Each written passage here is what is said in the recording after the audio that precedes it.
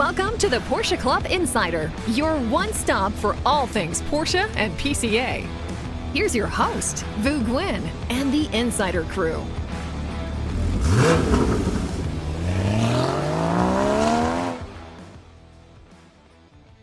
Welcome, everyone. Glad to have you today. Around the table, we have Manny Alvin, myself.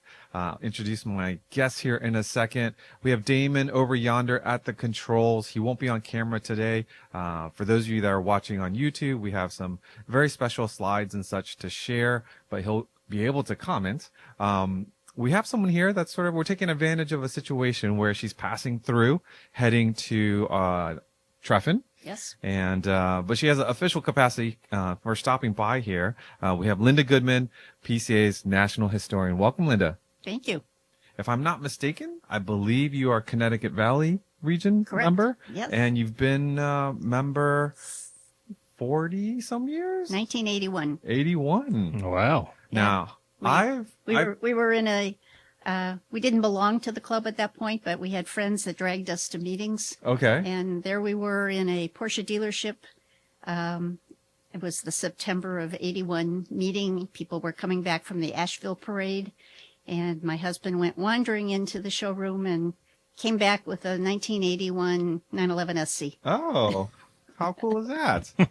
So that was someone that was already a PCA member inviting you to an event. And Yes. Then you got the bug bitten yourself. Yep. Wow. Okay. Now I know of your name since really when I first started with PCA in 2003, as I read Pano, and your name always came up because of From the Regions. Yeah, I started that in October of 94. Wow, really? So it's been 30 plus years of From the Regions. And who twisted your arm to do that? that was Betty Jo. Okay. And I think she got a recommendation from the PCA president at that time, Judy Bowles, who was from Connecticut Valley region. And Here we are. here we are. Were you doing From the Regions back then, or did you start that? Was that a column that was regular? No, it was a very early column in Pano. Sometimes it was called News from the Regions. That's right. Yeah, that's right. And a variety of different people had done it. I took over from Ann Barrett, who had been doing it. And through the years, 911, you said 911 SC. Yeah. I see your beautiful Boxster outside, and I love. Did you see the color combo on her Boxster? Look, silver. Silver Arctic silver metallic and with the Boxster red Boxster red interior. interior in perfect condition. It looks fantastic. Yeah. It's on its way to Treffens. On the way to Treffens. Yeah. Let me make sure I thank Pirelli for their sponsorship. Without their support, this wouldn't happen. So thank you, Pirelli. I want to thank everyone that's listening. If you aren't currently a PCA member and own a Porsche, grab that VIN, head over to PCA.org. For $56 a year, you can be an official PCA member. For those of you that don't currently own a Porsche, check out our test drive program.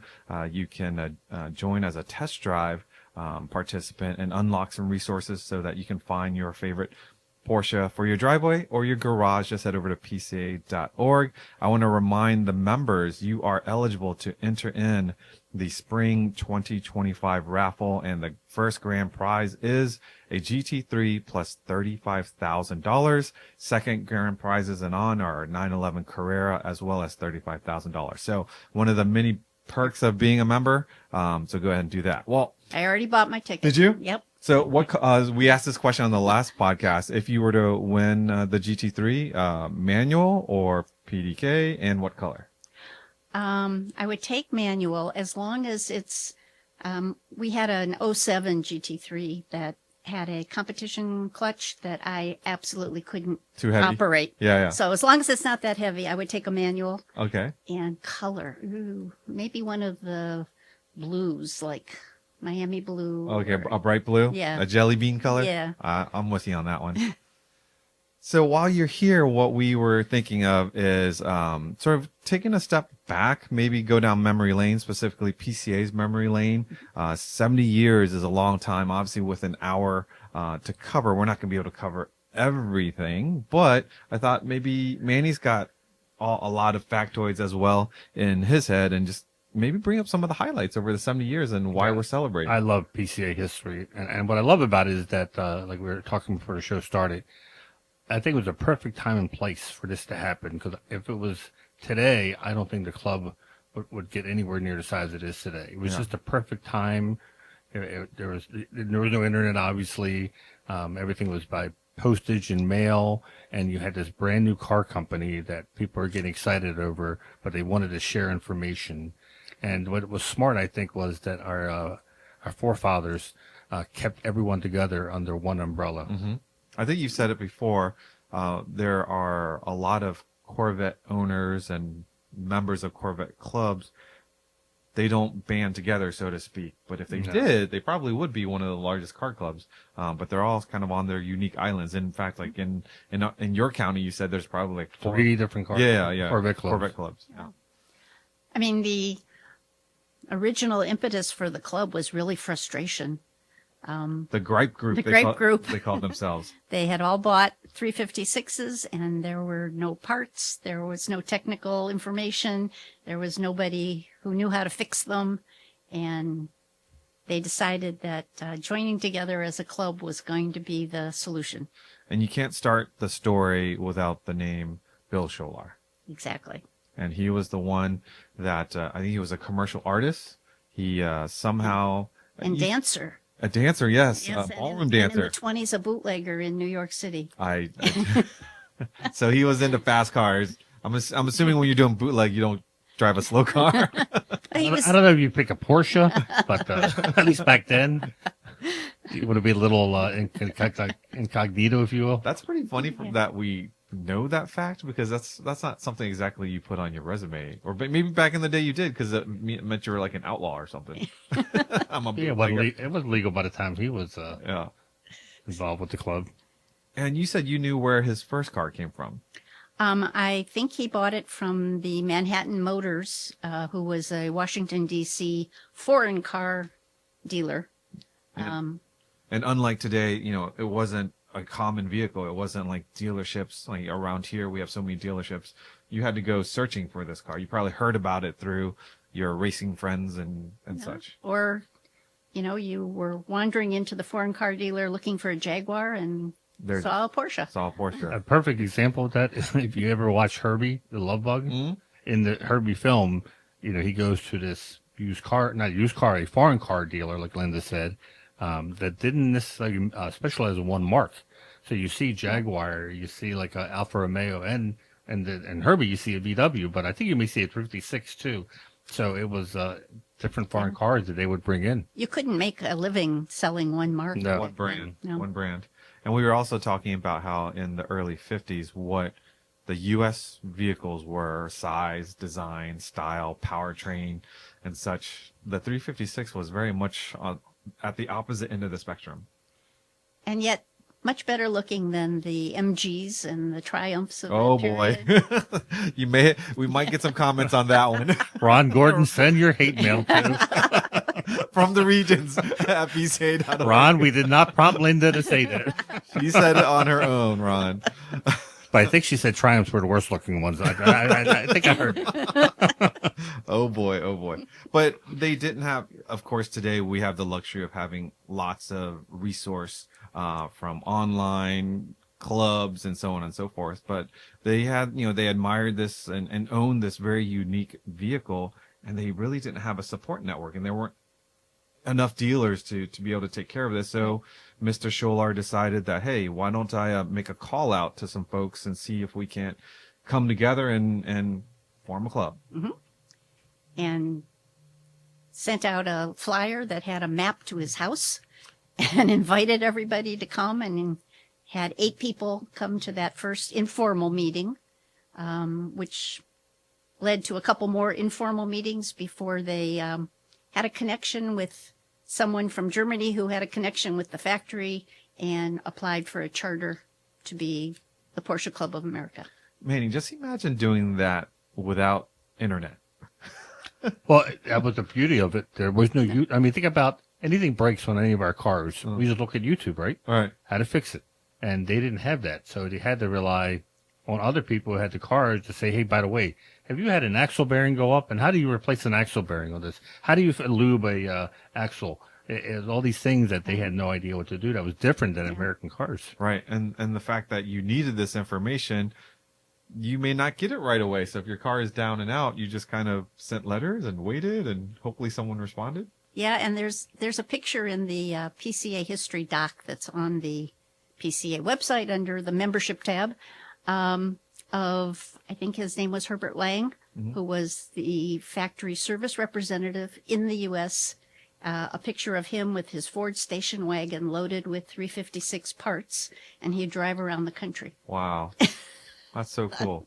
You mentioned the first unofficial meetings was at Mr. Scholler's house, and that's in Alexandria. And I've gone on Google Maps, and that building is still there. It's an apartment building. It still exists. Sometimes we'll talk about the first parade and such. But the official date that we celebrate is September 13th, 1955. Correct. The charter was actually that dated for September 13th, and they held their first official meeting on that day at, as we know, Blackie's House of Beef in Washington, D.C. And for those of you that live in the D.C. area, and if you were around in the 2000s even, Blackie's House of Beef was around from I don't know when it was established, but when our club was there in 1955 all the way until 2007. I've had dinner there. And unfortunately, in 2007, the family that owned the building, who also owned the restaurant, sold the building, and the new owners of the building didn't want anything to do with the restaurant. So despite being a successful restaurant, they closed down. I reached out to the Auger family. That's the family that owned the restaurant and the buildings. And some of the things that you see in our little display room there is actually from the walls of Blackie's House of Beef. It's cool. Yeah, it's pretty cool. Very So cool. for those of you that come through Maryland and want to see some of those cool little artifacts, let us know. And What's the story? 13 people showed up. oh yeah, 13 showed up, but one was asked to woman only had a Volkswagen, and they kicked her out. They asked her to leave. Kicked out seems so harsh. I was going to say, I wasn't going to mention it was a woman. It was a woman. But that's not why they kicked her out. They kicked her out because it was a VW. Again, not kicked out. Asked to leave. Asked sounds to like. leave, Yeah. okay. And then how long before, so that September 13th, 1955, the first official meeting and charter date, how long before they start newsletter Porsche Panorama? So the first Panorama was issued in December of 1955.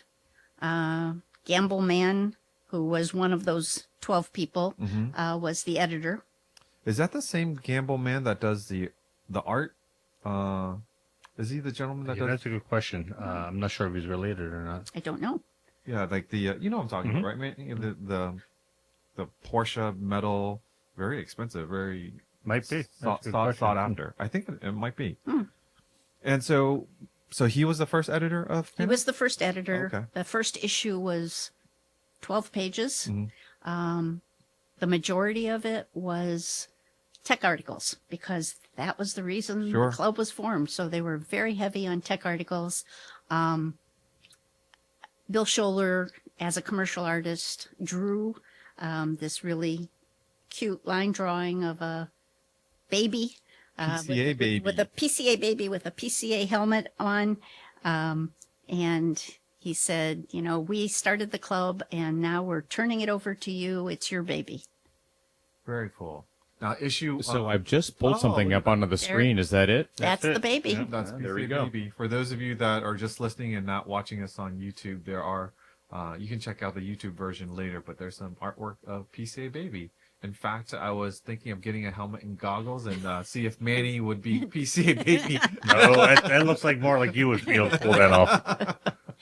If anybody wants to look at that, all of the panos back to December of 1955 are on the PCA website under the magazine tab. For members, you got For to be members, a yeah. member. If you're a member, Yeah. yes. So the club started with 12 individuals at Blackie's House of Beef, but then the first year or so, we have charter members. Right. There were actually 84 people who actually signed the initial charter. Okay. However, they extended charter membership to January 31st of 56. So we ended up with 190 charter members. Wow. You know how we found that out? Huh. Not the Hershey Parade. Really? Because the Hershey Parade, we put out a notice saying, can we find the initial charter members, which was a much lower number, we thought. And then suddenly everyone started coming out of the woodwork saying, I am a charter member. And we said, well, no, you joined in 57 or whatever. Yeah. And they were like, no. And they showed us documentation. Well, Bill Scholler said, no, we're considered charter members. Oh. Right. So then we had to redo, and we ended up with 100 and some 190. people. Yeah, 190 people that were charter members. Yeah. And then there was actually a piece in one of the early panos that said we've extended charter membership to January 31st. Would it be appropriate to ask, are there any charter members? Still around? Still living? Not that Not that I I've know seen. of. No. Yeah. Now, you're heading to Treffens from here, but Treffens is an early start of our club, and where it came about was when members bought new Porsches and took a flight to Germany. Well, Porsche factory had been running something they called the Treffen, which was German for meat, for, I think, 4 years. It was called the International Treffen. So for 1958, they invited Bill Scholler to come, and he decided to bring 80 of his PCA member friends with him. Did they all buy cars? I think they probably all bought cars. He chartered a Lufthansa Constellation. That's that famous picture. That's that famous picture. And there it is. Oh, there it and they arrived at the Stuttgart airport and picked up their cars at the airport. Wow, how cool is Which, that? by the way, Porsche thought about recreating this with the 60th Club Coupe, but then they realized there was no way they were going to get cars inside secured area at the airport. It just they wouldn't be able to relive this thing where they would deliver cars right on the tarmac when they got off the plane. And there we have We have a right now picture. picture of Virginia and Bill Scholl are picking up their new Porsche at the Stuttgart airport in October 1958. So that was what he called it was the an international PCA international tour, or European tour actually, but they joined up with the Porsche Treffen. Wow. And after they had some activities in Stuttgart, they would schedule various tours, like through France or into the Alps and through Italy, Murano. So it was quite an event. In this particular photo, you see these, I don't think they were vinyl. They were probably cloth PCA banners that people would put across their front hood. And when we were at Monterey a few years ago, there was a gentleman that had one of the original ones. Because I said, I've seen pictures of this. Yeah. Wow.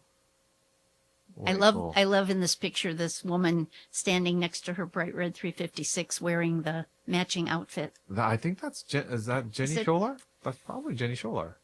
Could be. Yeah. You mean Jenny Case? Case. Oh, Jenny Case. Case. No, because Jenny Case she was really young in 62, I think. Anyways, so yeah, how cool is that? And then when did the first parade? First parade was 1956. 56. Okay. In Gaithersburg, Maryland. That would have been 56 and 57. I like what the name for the parade, which to a lot of people, Porsche Parade doesn't explain what it is, but it wouldn't be called, was it a symposium? National Symposium and Rally. Yes, like this is the most convoluted thing.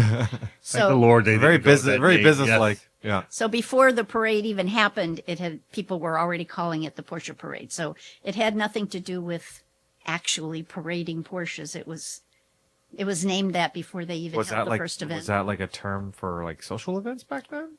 Well, that's a good question. They were doing parades in Europe, but I'm not sure if they were doing Porsche parades yet. Interesting. Is this photo here of the first parade? Yes. Or one of the first? So this is Motel Washington, Gaithersburg, Maryland. I assume that property no longer exists. The property exists, but it's a Marriott now. Marriott Courtyard. Oh, I looked it up. Wow. okay. Okay. I thought maybe we can get together 56 is next year, because next year will be the 70th parade. Right. Yes. We missed one because of COVID. And it would be pretty cool to say this is where it all started on this property. Hotel's not the same, obviously, but there's a picture I was in scanning for photos. You can see, I think, 270, Interstate 270, just being built Oh. in like the far distance Yeah. of the property of the The hotel. Concours was in the parking lot of the motel. I think the Gymkhana was probably also in the same parking lot. They were all, think about it, they're like A's and pre-A's. Linda, you might have to explain what a gymkhana is, because I bet you there's listeners that have no idea. I participated in a gymkhana when I first started with PCA. I'd never done it before. It was sort of, I sort of equate a Gymkhana is sort of the gimmick rally Meets an auto- equivalent to an autocross. Yeah, meets an autocross. Oh, So they would, every year there would be different events. Some of them were how slow you could drive. Some of them were driving backwards. Some of them were picking up an egg yes. and dropping it off somewhere else. All kinds of Yeah, there's pictures of the passenger holding a spoon with an egg, and the driver has to make sure they don't drop it. I did one in California with crab a few years back. I think Zone 7 hosted the multi-event weekend. Anyways, I had to be blindfolded, and I drove an autocross course, and the passenger would tell me when to brake, when to turn. So obviously you're not going very fast. yeah. But it was, it's different than an autocross, but nonetheless, it's a lot of fun. And you could do it in a much smaller space than an autocross. I wonder, I don't know if I've heard of any regions doing gymkhanas as of I late. haven't, no. I think it's just kind of gone away, right? I've seen some of them. It's fun, but I think it's a lot more work than an autocross. Yeah. Huh. Interesting. So 55, then 4 or 5 years later, the factory or the family starts to come over to join PCA? Yes, the fourth parade, which was our first Western parade, was held in Aspen. And that was Dr. Ferry Porsche's first appearance. And during this time, all of the memberships, all of these events were managed by whom? Everything was managed by regions. By regions, okay. So a region would decide they wanted to put on a parade, and they would put together an application, and it would go to the executive council, and they would look at the different bids and make a decision. And membership was processed through Mr. Scholar's house? I think he pretty quickly had his Was it Jane Nessel? Jane Nessel Road, as a secretary. Executive secretary.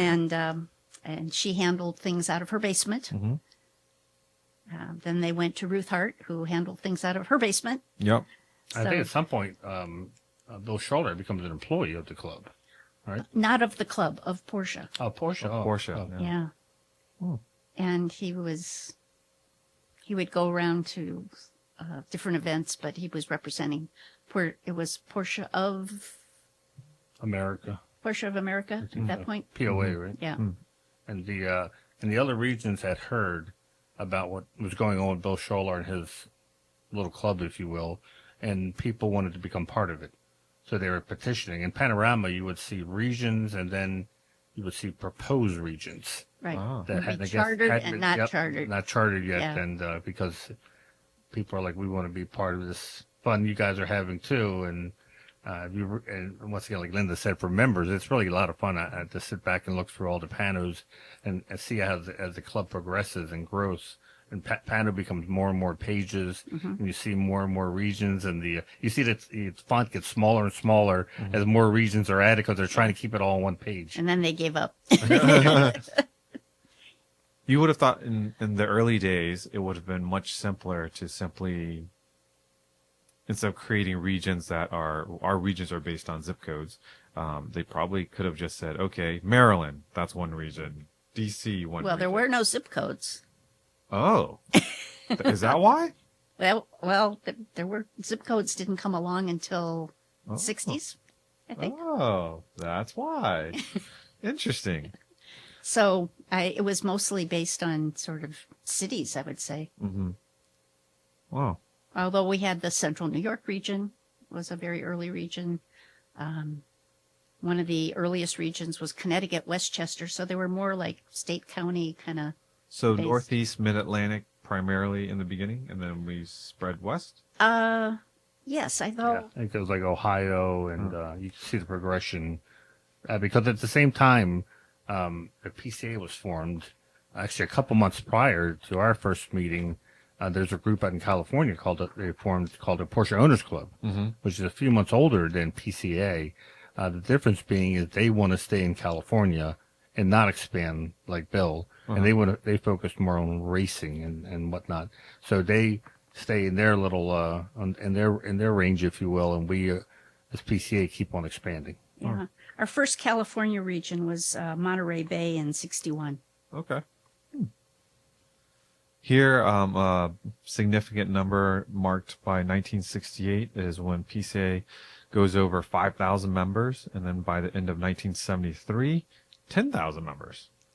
Yes, and those are only primary members. Right. So it was at the second parade when there was an executive council meeting that they recognized that they needed to add a status of family or associate members because, according to what they put in the minutes, they recognized that their wives were doing all the work at the parade and they didn't have Heavy lifting. anything official. Yeah, definitely should recognize them as well. And then in '84, PCA eclipsed 20,000 members. The '90s, I'm still not in the scene yet. In '92, PCA reaches 30,000 members. And Manny, you joined what year? I joined in '89. Okay, so And you it's are kind- this. and You it's are kind of the- weird seeing the numbers because when I joined in '89, I thought PCA was gigantic.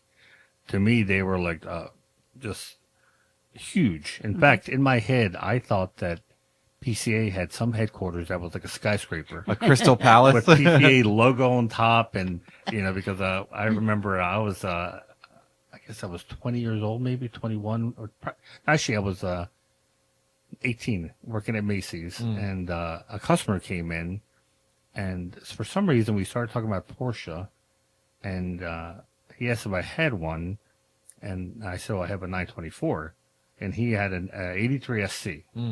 So next time he came by, he said, here, he goes, I thought you might like this, and it was a would have been 86, I think, because it was the cover had a 924S, a red 924S. And I'd never seen this magazine before. And I was buying all the magazines back then because I worked at the mall. So I would go to the Barnes & Noble and look and see what they had from Britain and whatnot. So I'd never seen Panorama, which never was sold on newsstands. And I started just every page just devouring it. And I'm like, how can I get this magazine? And I didn't want to join a club because I was like, oh, everybody's driving turbos in here. I'm not worthy. This is like a 911 club. I'm not worthy. And so for 3 years, I didn't join a club. I wish I would have, but I would go to swap meets and buy back issues of Pano and read, because back then there was no internet. So this is the only way you found technical info was getting up their fixin' or reading the tech Q&A about every different model and whatnot. So yeah, back in '89, it seemed like the club was just I have a gigantic. pretty cool graphic that illustrates it, but it would go into 2024. Oh, Want me really? to show it? Yeah, sure. Yeah. Now that I've said that, right? Yeah. All right. You have to find it. And there's the growth of the club. PCA members. Primary members. What we're looking at is a Primary members. primary membership growth by decade. To the right of it, a great photo of this very stylish Mr. Bill Scholl, our founder. And his checked sports coat. Exactly. I'd rock that sports coat if it was available today. But look at the level of growth for our club. It's such a steep growth, especially from the 70s to the 80s, and then you see a big spike from 2005 to 2015. And we're very fortunate to just continue to have growth. It's especially when there's so many ways people can find themselves keeping busy with the brand and doing things online. We still are very proud of what we have to offer as a club that makes the ownership experience unique, right? Now, what in the 80s, by 84, what there is a 944.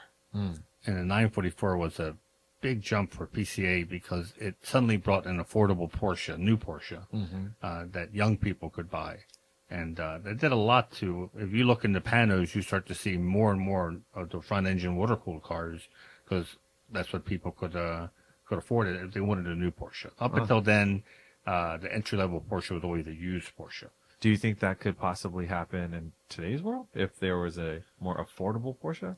Well, you gotta look at the economy. When the economy is not so good, Porsche goes to entry level cars, and right now there's no reason for them to build, if you will, an entry level car, because They sell they're selling what everyone.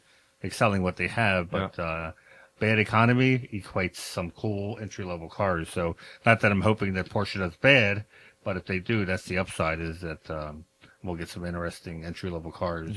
But yeah, the 944 is very critical for our growth. Yeah. I was reading one of the panos from the 70s when Betty Jo Turner was interviewing, I think it was Manfred Yankee or one of the Porsche families. And she said, well, will Porsche come out with another mid-engine car?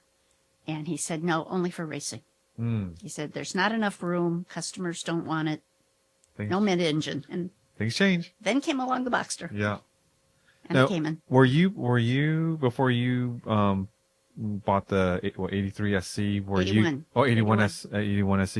Did you consider yourself a car club person, and or did you join any other car clubs before that? No, I always liked cars. My husband was a major car nut from, age 5. And specifically we joined the club because it was the only club that was so active, that had events. We had monthly meetings. We had autocrosses. They had just started their DE program. And none of the other car clubs offered that. No. So. And Manny, how about you? Were you part of any other clubs before that? What were your cars? What was the car before your 924? That was my first car. I mean, not the first car I drove. My parents gave me a 73 Buick to drive. You belong to the high Buick school. Club? No. Oh, and I had a Ford Galaxy. Oh, Galaxy Club. Ford and Buicks. Okay. No. That car was just getting me to work so I could save money Yeah. to buy a Porsche. Yeah. I've got to say, my very first car, because I wanted to get all the tech information, I always joined the car club. My very first car, Fiero. So I joined the Fiero Owners Club of America, and then Mustangs and Jeeps and BMWs. Whatever car I got, I always joined the club. It was like automatic. And that's, of course, how I found PCA. I was like, of course you're going to join the Porsche Club of America. But see, once again, had you had YouTube back then, I might not have. might have not joined, right? Because I might have been able to get what I thought was enough information. And then you would have missed out on like what Linda articulated about there being so many great events. Yeah. And our whole logo of that, it's not the cars, it's the people. That's really why people stay in the club. Because if they just want tech info, you can look it up and find out how to fix your Fiero. But the events, and I see that when I tell people just come out to an event, and hopefully the region will be as welcoming as my region was when I first joined. And they'll want to come back and come back and come back. And then when they buy their car, if they need a 4-door, they stay all within the family. When I joined in 81, our region president had just started Zone 1 Tech Tactics, which became a huge national tech event. But it was preceded in 1969 by War Bonnet Tech and Rain Bonnet. So, again, PCA has always been a great source of technical information. Yeah, and the highlights of the information that we receive or we share with our members, I think the distinct advantage we have is the relationship we have with PAG and PCNA. And when we come out and say something is whatever it might be, we went directly to the source, right? And that's a major difference than I think a lot of things that you might find online, or back then I don't know where you would have gotten it, but I think the people who organized those first tech sessions, their minds would be blown in that now, we capture all these sessions on video and we put them on YouTube, and now we have tens of thousands of people that get to learn what used to be just a couple hundred people in a hotel ballroom learning. Now it's thousands that forever they can go back and look at this presentation. So it's very, very cool, our reach now. Would have been great to have had a lot of those Chuck Stoddard sessions. Yeah, without a doubt. gosh, yeah. We hear, traveling, we've heard about them and how how incredible they were, but no one recorded them back in the day.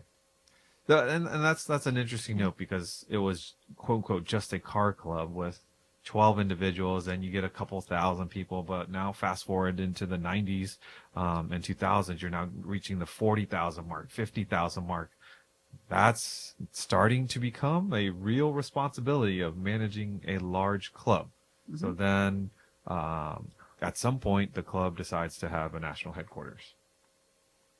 And that was in Virginia. That was in Virginia. Ruth Hart was, I think, the last executive secretary to run the club, not in a office. Yeah.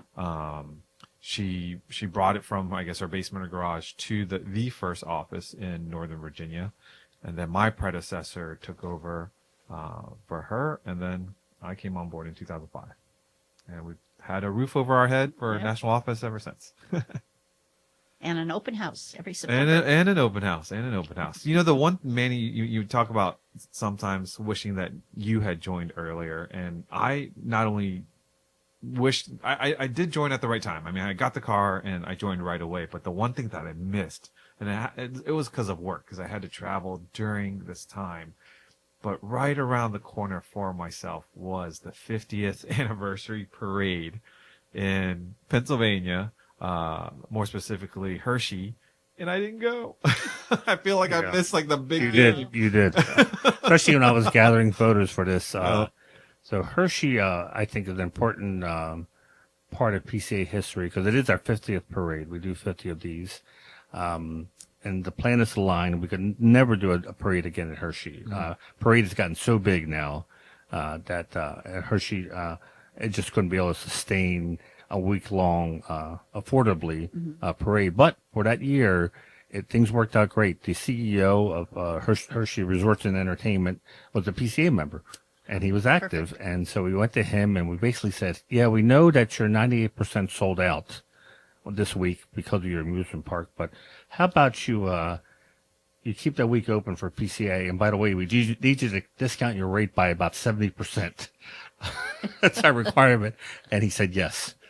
And I remember explaining that he would expose his parks and hotels to people that had never been there before. I said, majority of people come year and year after year, but now you're going to have people around the country that have never been to Hershey, and you may get new fans. So I guess he sold that to his board, and they approved it. And being the 50th, and I'll give a shout out to my co-chair, Bob Gutjahr, and it was his idea to host it. He talked me into it back in 2000. About in 2000, 5 years away, you're saying yes to anything. You're like, sure. Yeah, what the great idea. And then as it gets closer, you start to get more nervous. But without a doubt, the highlight was the Concours. And we did a couple new things for the Concours. We did what I like to think, if not one of the first, certainly one of the earliest Cars and Coffees. And we didn't call it Cars and Coffees. We had to stage 700 cars for the corral, which was not done back then. Wow. Parade Concours didn't have a corral, but we always said sometimes the best cars at Parade are in the parking lots because they didn't enter the concourse. So we said, what a great place for them to show off. Is this the concourse on screen? That is actually the corral. That's corral. That's the corral. Okay, I believe it. Well, you know what? It might be the concourse. I'm seeing the bottom one has signs. Yeah, it might have signs, but that's what the corral looked like. Also, was all the cars organized by model. And when I say it was like the first Cars and Coffee that I remember, was we needed people 2 hours ahead of time in a parking lot stage so we could parade them into their parking spots. And so we told Hershey to bring coffee and breakfast carts, because these people are going to be stuck here in the parking lot for 2 hours. And being PCA members, they showed up an hour earlier than they're supposed to. Course. So it's 3 hours they're waiting. And the people later told me that was the most fun time because you had all Boxers together, all Caymans together. And so these guys are just exchanging ideas and, problems they've had with the car and so on and so forth. So later they came up to me and they said, you know what the most fun part was the staging parking lot, because it was so cool to be the other owners of the cars. And not only that, so we attract over 130, I believe, historic cars. That Prescott Kelly, if I remember, he headed that display. And I would say it has rivaled any Werks Reunion. We had to turn away GT1s Wow. I remember somebody calling me up saying, I'd like to bring a GT1 to display, and I had to explain that we already have a GT1 coming. And he said, but this is a street version. This yellow one here. Yes. Wow. If you're on YouTube, yeah, yellow street GT1. And I told Damon earlier, I said, I was flipping for the photographs. We actually have the real CTR, the Yellowbird, the one that actually ran at the Nürburgring. Not, you can see from the vents and over the flares. It was just, I look back and I'm like, I can't remember seeing this car. There was so much to see. And of course, when you're, RSRs. when you don't know what you're looking at, I think it's the baby. I wanted a ramp like Pebble Beach. I've never been to Pebble Beach, but I saw pictures of Pebble Beach, and Pebble Beach had a ramp. Yeah. So you wanted one. And so I said, well, let's build a ramp, not realizing what an effort it is to build a ramp for a car to run over. Yeah. And somebody in the region, everyone's so excited, I remember, about the 50th. Everyone wanted to help out, and someone volunteered. And they said, well, you buy the wood, I'll build it for you. Wow. And they designed it, and we had this ramp built where the winners would come over, like Pebble Beach, and get their award as it went over. And it's just, everything just worked out so well on that parade. It was like a dream the whole week. But we did tours, which at the time there wasn't many parades of tours. And that became such a hit that slowly became now part of parade. Now is one of the biggest things is the tours.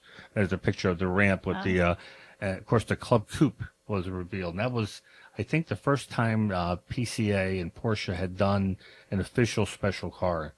I mean, the Mars America was a car that PCA had a lot of influence over being built. But this was a car that the club built. And this is the PCA. Club Coupe picture? Yeah, it's the Club Coupe that they surprised everyone with. 50 examples.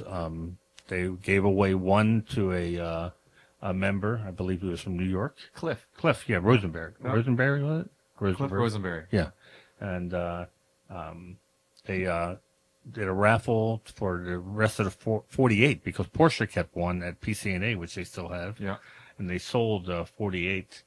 And I remember I was on the EC, but they only told, like, I think the president and vice president knew what it was. I thought it was the new four-door Panamera because they were talking about that car. Yeah. And instead, it was this car because they put balloons over top of it. And I remember my wife saying, because I was national secretary, saying, what is it? I'm like, I don't know. I think it's the four-door. Aren't you on the executive council? You have no idea what it is? Remember, I used to call it, I was junior. I wasn't allowed to have that privy info. But that was the first time where it was a pretty big deal that Porsche built this special edition car to commemorate PCA's 50th anniversary. And we thought that was the highlight, but things would continue. Yeah. Now special cars for PCA really started to become a thing. And I think is certain, efforts that really kind of highlight for us and the relationship with PAG and PCA. And if we fast forward to 2011, this started out as I believe Manny and I were walking at Daytona and went across the Porsche Classic booth. And there was a front end of replacement part for a 356, and we were just talking, and they said, wouldn't it be great if we had a project with PCA? And of course, we're like, well, let's restore a car together. Just kind of saying it off the cuff and thinking it wouldn't come to anything. But then by 2011, we have our first Porsche PCA restoration project, the 73 911T, which was such an incredible. Well, I guess and we can't not talk about this. It's we hired Vu in 2005, later part 2005, I think. Yeah. And that's huge for the club because we go from having an executive secretary to an executive director. And the big picture of that meant that someone like me, who had a family, I had a young family, and I was employed, could be president and still do stuff, take care of my family and working. Up until then, you almost had to be wealthy or retired to be able to be president. That's how much time it sucked up. Mm-hmm. But with Vu in the picture, now he had someone that could do a lot of the heavy lifting and allows a volunteer to do what they wanted to and stay on longer. So when this project comes along, Vu's in the office and he's handling a lot of the phone calls from Porsche during the day. Yep.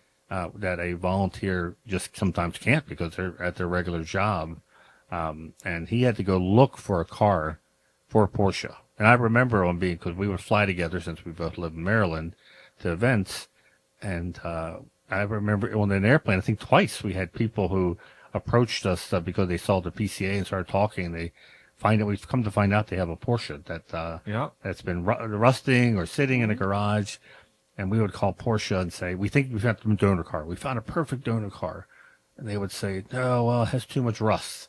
Or no, it's not the right it's too car. nice. It's too nice. Too nice. Or everything was wrong. Finally, they find this car that I would have never picked in a million years. It was a former race car, wasn't it? So what happened was every week I had to submit a list of cars that I found either on eBay or ads or whatever, and I was kind of at the end, and I was like, there's no car. We found a 911S that was local to us In Washington. that we thought was the perfect. Who wouldn't want to not restore a 911S, right? And it wasn't that bad, so on and so forth. But it wasn't bad enough for them. And I thought it had too much rust because remember I said, tell them they wouldn't have built cars that rusted in the 60s. We wouldn't have this problem. They kept on saying, why do you keep on finding cars that rust? I'm like, why did you build cars that rusted? They weren't scared of the rust, but they clearly wanted to pick a car that showed their capabilities. And, I find this out later. And as I get sort of to the bottom of the bucket, I'm like, I don't have anything to submit to them this weekend. And I go on eBay and I find this bucket of a car with center lines on the front, some kind of spare on the back, no rear bumper, fiberglass wide body, the biggest heap That is on ugly. eBay. And I just submitted it so I can say I submitted something to them. And then ding, Monday morning they're like, Hey, we love it. we love it. We need to buy the one on eBay. I'm like, what? But it was a 911T, underneath all of the gross, whatever you see there. And that's what they wanted. It did. They knew exactly what they were doing. We got this car that was a Frankenstein of a 911T. They brought it back to, Porsche, disassembled it, every nut and bolt, and brought it back not only to its original spec, but I think surpassed it, made it a better car because we, together with them, made some decisions that don't just make the car as you built it back then, but if you have the opportunity to make it better, what would you do? And a perfect example of that was a sunroof motor that in a 911T that typically breaks, within months of using your sunroof. They said, well, we can put a 993 sunroof motor in there and it'll fit perfectly. No one will know the whatever, and it'll just be much more reliable. Also, was it coating the rear? Soundproofing. Soundproofing and such on the back, prevent rust and all. So they made a car that was actually better than when it was made.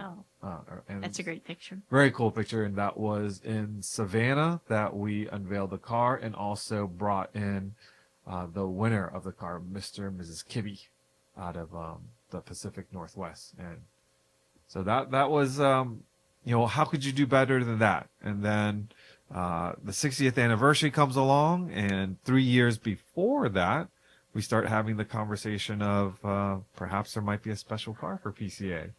And that's the 60th anniversary 911 Club Coupe. Where they create takes the same formula as the 50th, but this time we create a special color that we originally came very close to calling it PCA Blue. But the last minute, they didn't want to name it after another corporation, they said. Right. And so we called it Club Blau, but it was a special color they built just for, or they made just for PCA. And of course, just like the 50th, it sells out. There's a 2,000 person wait list of people that want to buy this car, and there's only 59 examples they're willing to sell because once again, they're giving one away to a PCA member. And these raffle tickets didn't cost anything. If you were a member, you got a raffle ticket. So we saw membership really rise that year from people who joined the club. Just because I think back then it was $46. So it was like, this is cheaper than a raffle ticket. A chance to win a Club Coupe.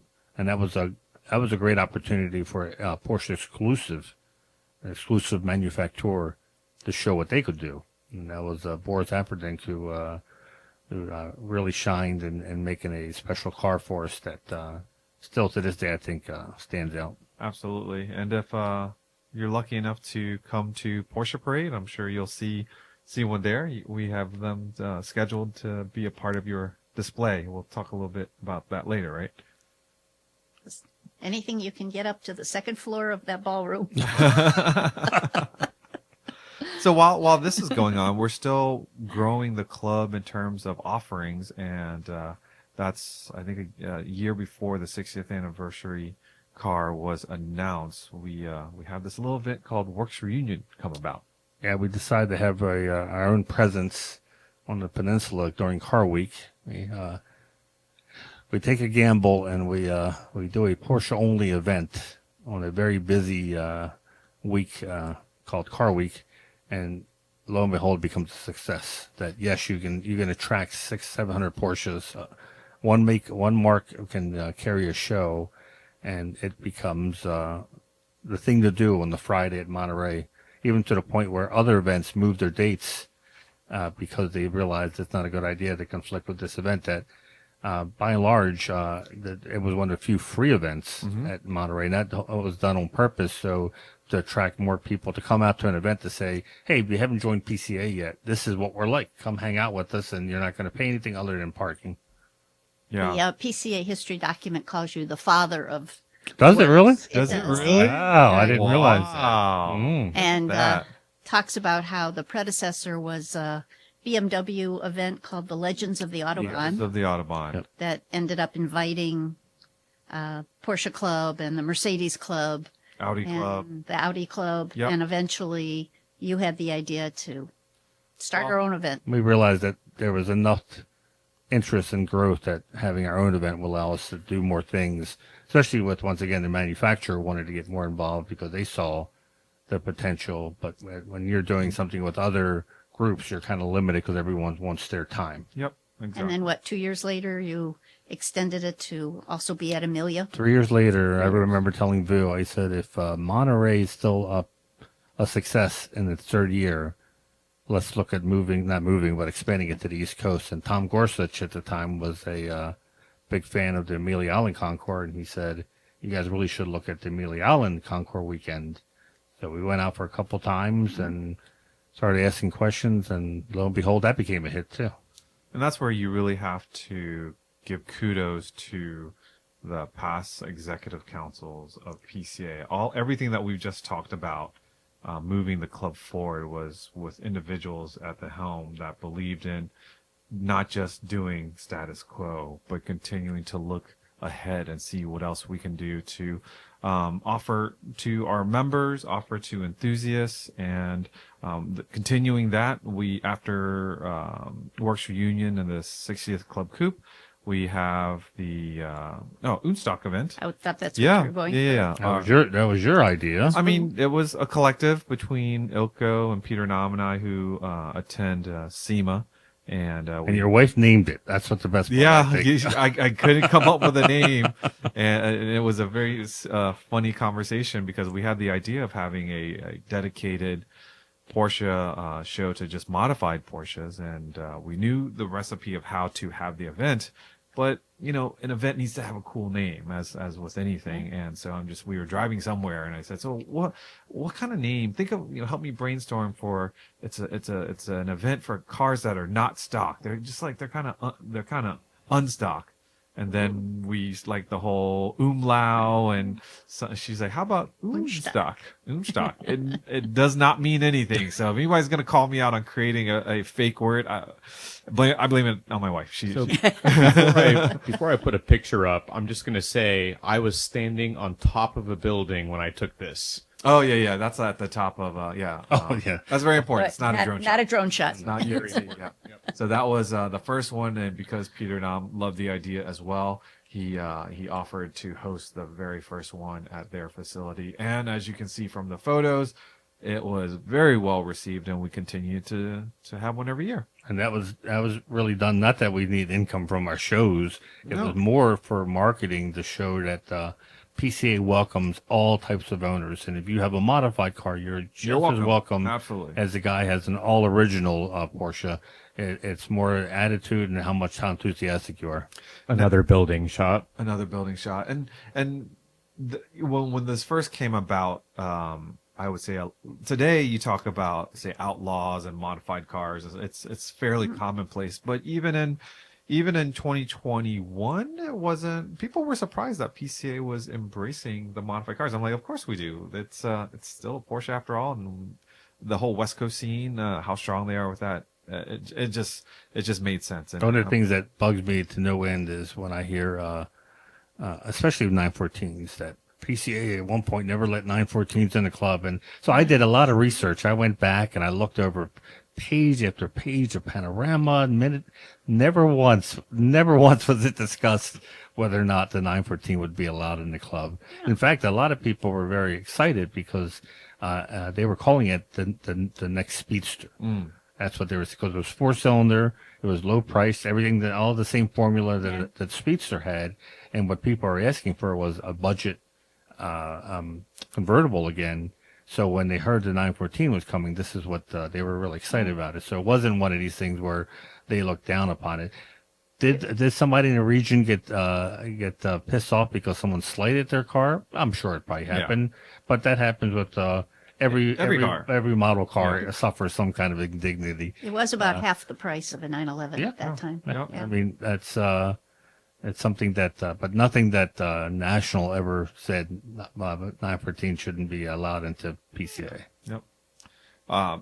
People with 996s had some difficult years, as many would share. But in 2023, we kind of went 180 degrees with that one because we built the best 996 ever, and that's the 911 Classic Club Coupe together with Porsche. Before we show the Club Coupe, let's show, which is, if you're on YouTube, you can see it now, how sorry a state that car was. This goes back to having Vu as executive director. Not only having him, but having a true car enthusiast. Because when we were interviewing for executive directors. Everyone who came said they were a car guy, or they said, I can be a car guy.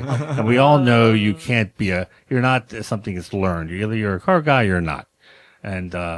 And Vu was a car guy, so only a car guy could find a car like he found that turned out to be the perfect basis for. So because from what I learned from stuff hanging down from it. Those are straps. They broke the control arms, and I had to strap the control arm to make the car go somewhat straight. But I had learned from the 73T sort of the type of car that they were looking to really showcase their capabilities. And so this 99 that was up against the wall at Porsche of Arlington, left for dead, couldn't even start it. Is that what you bought at Arlington? Yep, Porsche That's of funny. Arlington. That's where I got the Macan. Yep. Hey, we did start it well enough. You did. We did pan shots. Yes, we did. In the parking lot, barely. With the crab walking and everything. With the crab walk, absolutely. So there, and then seeing that go into the hands of Mr. Seinfeld was a very proud moment. And like I said, the nicest 996 in the world. And the great thing about that car, I was only involved in the first two pre-planning meetings, if you will, and I remember giving them our wish list. And my wish list was a prequel car to the Sport Classic. Yep. Because I'd gotten to know Boris Aperdink, and he was the brainchild behind the 997 Sport Classic, a car that we never got in the States. And I said, boy, I wish we could build something just like that. And they said they wanted to use a 996. And of course, the first thing they brought up was the turbo. We said, well, that's an easy one. That's a great car to begin with. What about the regular 996? Yep. And we said, well, we'll put like a GT3. Everything we said, they said it's not possible. Yep. What about like a bubble roof? Nope, that's not possible. What about ducktail? Nope, that's not possible. All this stuff not possible. And that's my last memory was not possible.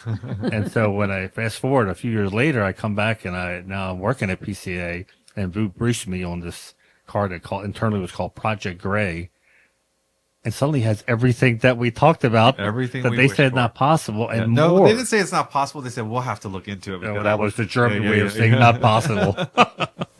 And they got everything done. So really, it speaks volumes about the relationship PCA has with the manufacturer. Even though we're completely independent of the manufacturer, we have a very good relationship with them where they're willing to do this stuff, and I think they're quite proud of it, because you went there and you said they had their pictures of the Club Coupe plastered all around there. Absolutely. This was also the time frame when the club crossed over a very significant number, and we don't focus on the number because we focus because it's somewhat of a measurement of how Really? well we're Because I doing. remember being in here. That's all we focused in on. But yeah, getting over 100,000 members, that was a big deal, and that's 100,000 primary Owners. members. Yeah. owners, and yeah, very proud moment. And so with that takes you through 7 decades very quickly with just some brief highlights. But if I could just maybe ask you to share a little bit on what you're planning to showcase when we're at Parade in Oklahoma City. Well, we're going to have a display. It's going to be called Porsche Club of America Through the Ages. And we will be showing people artifacts and memorabilia that traces the club's history from 1995 up to the present time. And I think we'll have some things there that nobody has seen before. And those of you who are going to be in Oklahoma City for Parade, we'll even have a special gift for you if you wish to come to the display. Well, that's just one of the many reasons. We've got some VIPs that are planning to come. We've got Porsche family. We've got folks from the museum. We've got all of these wonderful things that you're preparing. I know there's a historic display of cars. Plus, you're going to have like presentations. There's Because gonna I be think some- Jay mentioned he's working with you. Jay will be giving a presentation. Kevin Buckler. Oh, really? Yeah. So don't be like me and missing out on this parade. I missed out on the 50th, and I so regret it. Here you are. If you have the opportunity, you have time, come and join us for the 70th. Let me, if you don't mind, just make sure I remind folks to be sure to head over to PCA.org and sign up for PCA's newsletters, performance news, e-brake news, and Mark Fresh news. Make sure you've signed up for Porsche Parade. It is July 6th through 12th. By the time this launches, we will be into phase 2. But I know that even if you haven't done phase 1, you will eventually be able to get signed up as well. So if you want to come, we'll make space for you. Treffens at Sea 2025, our 70th anniversary cruise, will be August 30th through September 6th, 2025. What do you think Bill Shaw would have thought if you would have told him back in I know, right? 1955 that there's going to be a cruise someday with over 1,000 PCA members without a Porsche in sight, Yeah. and they're going to be on this boat for a week just because they enjoy being with each other.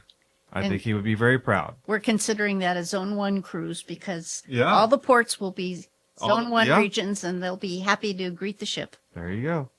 Do you want to do a quick update on videos, or are you good, Damon? I'm good for right now. Okay. All right.